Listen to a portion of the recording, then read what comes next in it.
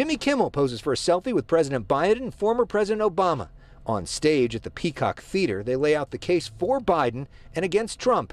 Biden saying, retribution, he's going to get back at the people. Obama, at some point, politics isn't just a performance. Kimmel jokes, all we have to remember about the Trump years is we ran out of toilet paper. He promised to make America great again, and we ended up wiping ourselves with envelopes. It's fantastic.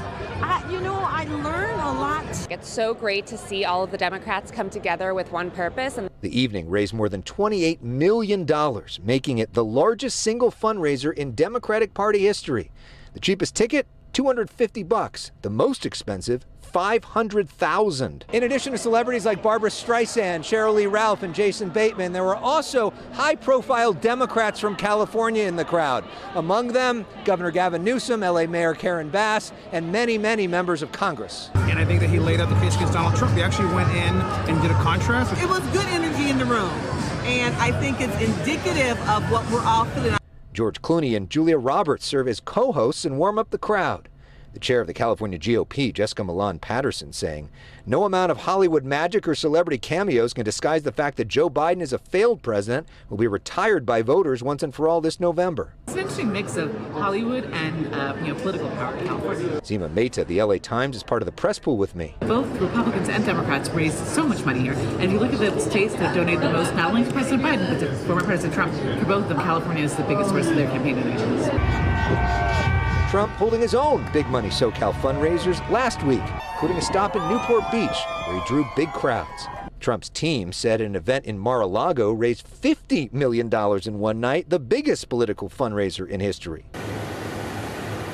President Biden arrived early Saturday at LAX. He'll leave Sunday. He doesn't have any public events planned or opportunities for reporters to ask him questions. Trump also did not have any opportunities for reporters to ask him questions when he was in Southern California.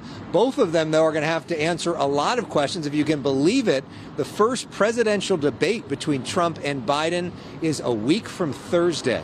Reporting live from downtown L.A., Alex Michelson, Fox 11 News. So, Alex, we saw what happened outside. Did any of those protesters or any protesters pony up the $250 to be inside?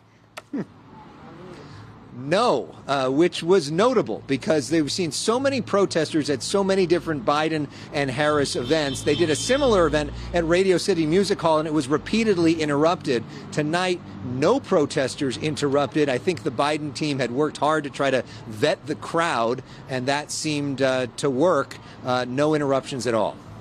Very interesting. Alex Michelson, thank you for your reporting.